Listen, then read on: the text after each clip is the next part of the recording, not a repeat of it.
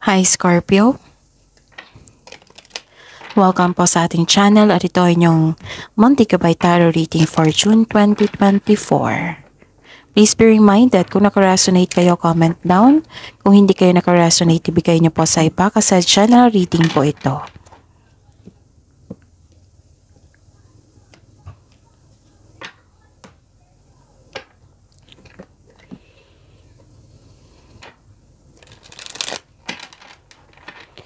Gamitin ang reading na ito bilang gabay lamang. Please like, subscribe, and click the button for notification para updated po kayo sa daily tarot reading natin. Maraming salamat po.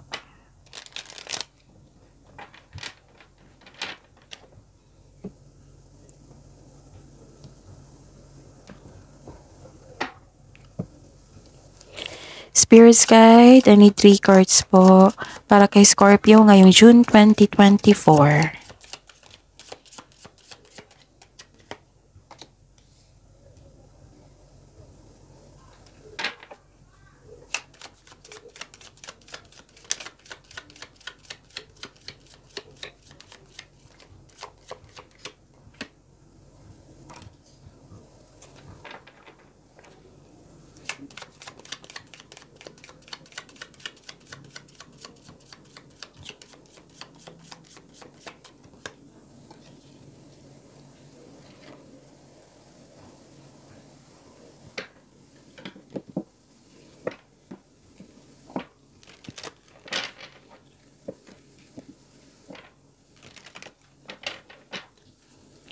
Spirits Guide, mga mensahe po para kay Scorpio ngayong June 2024.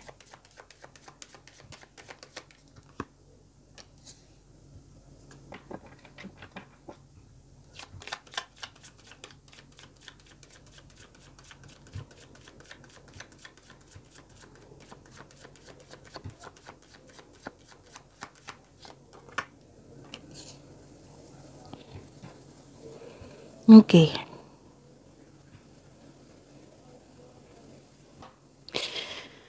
Scorpio, ngayong June 2024, may nakita ko dito na may isang lalaki. Pwedeng siya yung magbigay ng peace of mind sa inyo and happiness or tulong.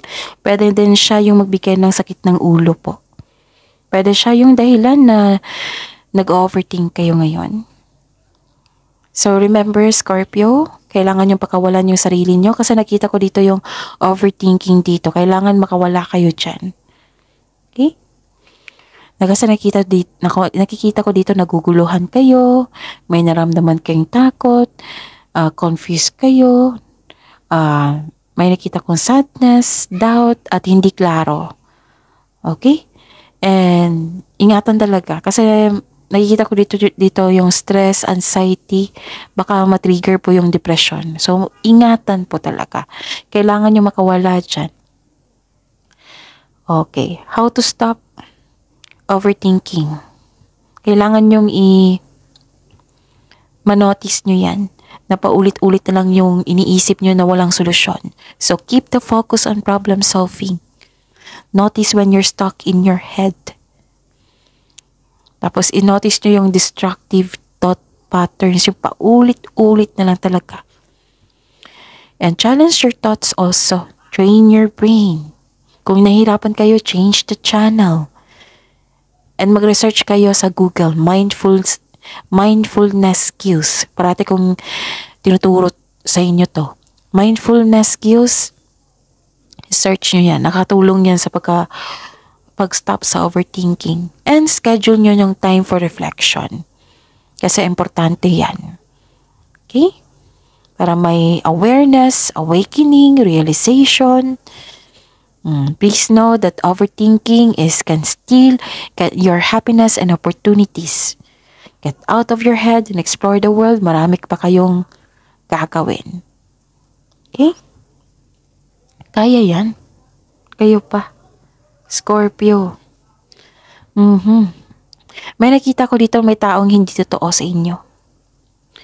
May masamang intensyon sa inyo. Mapanin lang po itong taong ito. Pwede sa dalawa to ha, sa pag-ibig at sa career and money. Kung sa career and money, nagkaroon ng pandaraya. tuso po ito. Nakipag-rival po ito sa inyo na nakipag-kompetisyon. Kung sa pag-ibig man ito, may nakita ko seduction dito. Danger po eh. Kasi may nakita kong trouble and pagsisinungaling. Pagsisinungaling. Grabing distraction ang binigay ng sitwasyon na ito.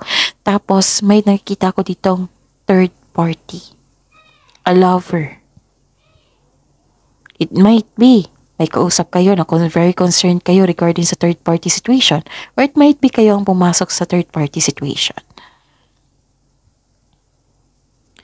And ang mensahe po dito, take steps toward positive change. Kailangan nyo makawala dyan sa overthinking na iyan. Kasi may positive changes na magkaganap. And give up your worries kasi may spiritual growth dito. Pursue spiritual growth, enlightenment, and tama yung sinabi dito na time for reflection. Importante talaga yan para makawala kayo. Okay? Ano pong energy ni Scorpio ngayong June 2024?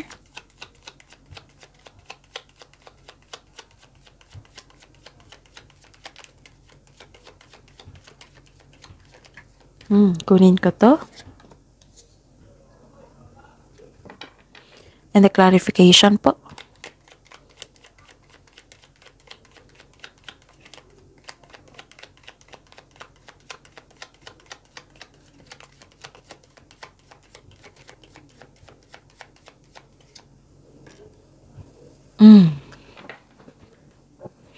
By the way, Scorpio, sa mga suki ko dito, nais kong ipaalam sa inyo na open na po yung June 2024 monthly gabay tarot reading niyo po. Kung nais nyo magpabook, i-PM niyo po ako for schedule. At sa mga bago dito na gusto magpa-personal reading, ito po yung video nyo. Sa baba niyan may June 2024 para kay Scorpio. Sa baba pa niyan may nakapost na link. I-click niyo po yung link na yan. And message me for inquiry and for booking. Okay? Sa mga hindi pa nakapanood sa inyo daily and weekly gabay tarot reading nito, panoorin niyo po. At pasensya na po sa boses ko ngayon kasi may sipon po ako. Oo, focus lang po kayo sa mensahe ha para may makuha kayong gabay. Okay? Okay, sa Scorpio ngayong June 2024. Okay. Scorpio, may nakita ko ditong yung taong nanloko sa inyo before. Oo. Nakita ko dito na realize niya. Oo. Nagbago na siya, na enlighten na. Siguro guilty. It might be. Pero hindi pa ako nakakita dito na gagawa siya ng action. Basta fixed na po ang kanyang plano na kausapin kanya. Pwede ngayong buwan na ito ha. Kasi may nakita ko talagang energy dito na na-realize na po niya na mali niya. Tapos, ang sabi dito na hindi mo kayang mag-isa, yung akuhin mo lahat yung responsibilidad. At tapos may hinihintay kayo. Ano yung hinihintay mo, Scorpio?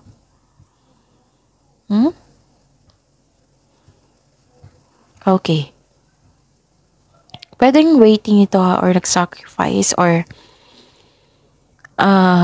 nagkaroon na hesitation. Pagpaliban. Pwede. So, lumabas na naman yung time for reflection. Take time to reflect and surrender to the present moment as fully as you can. Iwasan mo nang mag-isip sa past. May parating po na pagsisakripisyo, pagsusuko. Bagamat ihanda ang sarili kung karapat-dapat pa ito, pag-isipan po ng mabuti kung kailangan ba. Nag-iisip ka dito, like, naghihintay ka sa delay or may hinihintay kang tao, hinihintay na pera. So, ang sabi po ng card dito na try to invest your time wisely. Make yourself busy habang hinihintay niyo po ito. Kung nag-aantay ka ng job opportunity or contract, maaring may delay dito kasi may nakita kong frustration. Same sa kaperahan niyo po. Remember, kung nagkaroon ng delay, habaan ng pasensya. Exercise your patience, make yourself busy. Intindihin, baka may dahilan yan na nagkaroon ng delay. Tapos sabi po ng card dito, wag po daw kayo magdesisyon agad sa mag-invest or maggasta sa isang bagay. Wag munang magdesisyon. Sabi dito, pag-isipan po ng mabuti.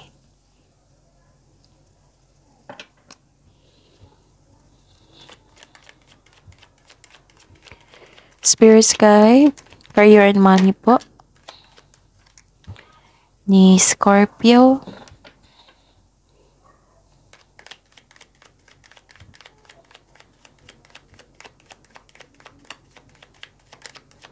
The clarification of this card. Career and money po ito. Ni Scorpio, June 2024. Okay.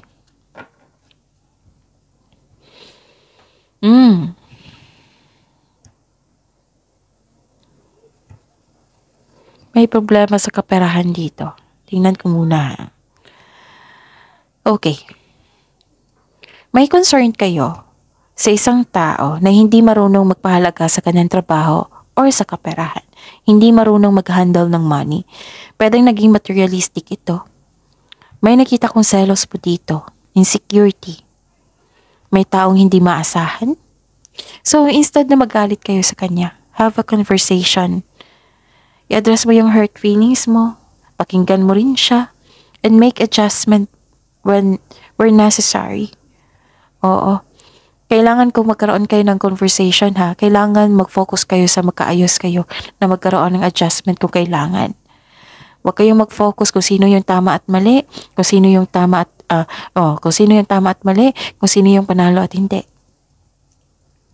May taong nang himasok sa inyong desisyon dito. So ano pa?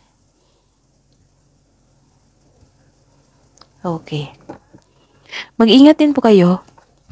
Mag-ingat din kayo sa sasabihin niya sa inyong kapwa. Kasi naging sensitive po ito. Baka magkaroon ng alitan eh. So mag-ingat ha. Tapos may immature dito na tao na mangyayaring confrontation, mag-uusap kayo. I hope pagkakaayos yan. And nakikita ko dito na wala ka ng time sa inyong sarili. You may be taking life too serious. Sobrang focus sa kaperahan at sa karera. Okay?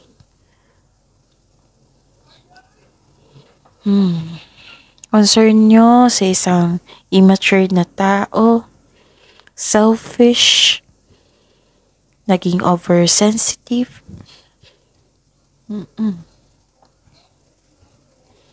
Okay.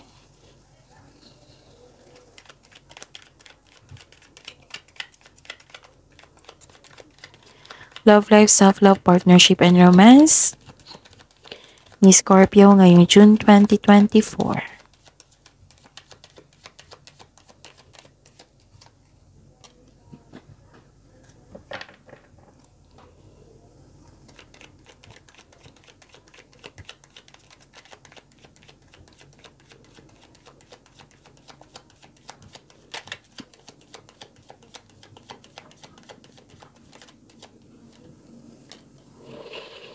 Okay, Scorpio. So, love life, self-love, partnership, and romance niyo po. May nakita ko ditong self-doubt, sama ng loob, failure to face the facts, delay din, mayroon ding delay dito.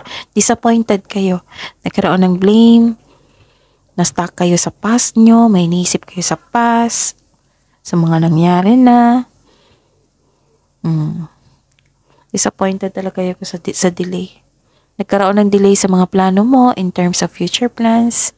Feeling mo na trap ka and unable to progress without really understanding why. So, ang sabi po ng card dito, i-accept nyo, tanggapin nyo, at mag-move on. Kasi hindi na yan mababago, yung past. Kailangan nyo maging productive kayo sa present nyo para may expectation tayo sa future. Take nyo lang po yung learnings nyo sa past para may magamit nyo sa present and sa future. Okay? So, kailangan talaga ng honest conversation dito, no? Kasi may sama ng loob. May parang kinikim-kim ito eh. nagtampo, hanggang sa naggalit, ganon. Ano pa?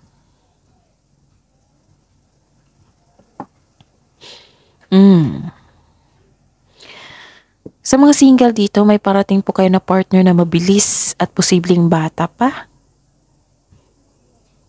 Or youthful attitude pa.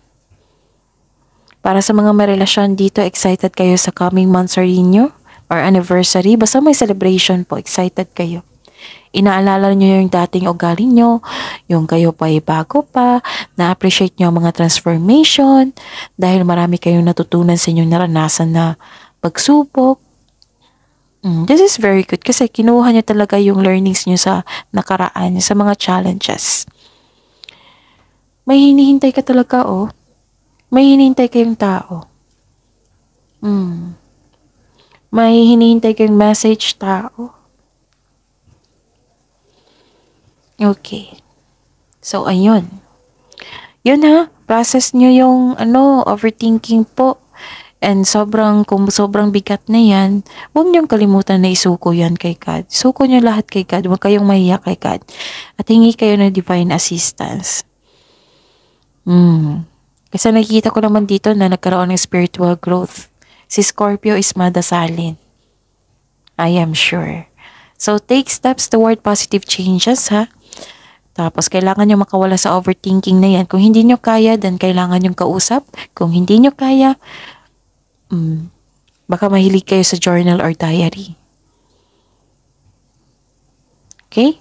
Kasi after nitong mga panluloko na ito, na may na-realize at naisip mo, naisip mo siya. Ganun.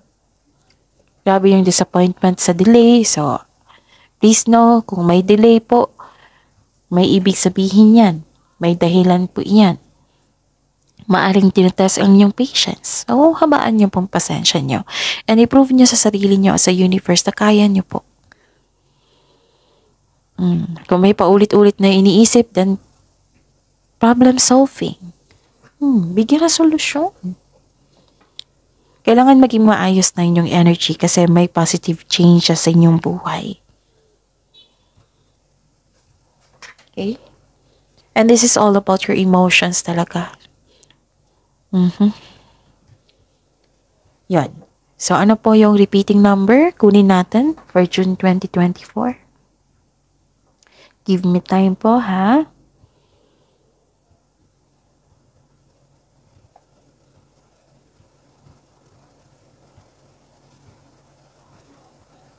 Okay. I think wala. So, saglit lang po. Oh, meron! Okay. The spiritual meaning of 7-7. Dalawa pong 7. Tandaan nyo yan, ha? Kasi pwedeng makikita nyo ito sa panaginip. Pwedeng makita nyo sa daily routine nyo. Yun.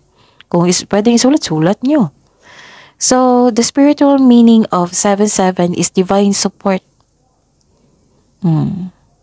So, this is the connection of your card here that you are divinely guided kasi magdasalin kayo.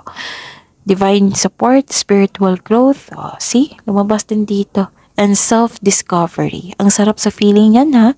Yung magkaroon ng self-discovery. It means that you are aligned with your soul's purpose and you are on the right path. Nasa right path po kayo patungo sa success. Ang sabi po dito, yan yung ibig sabihin ng 7-7. Okay? May enlightenment, may nakarealize, which is sasabi ko rin dito. Ang sabi dito, yes, may challenges na naganap.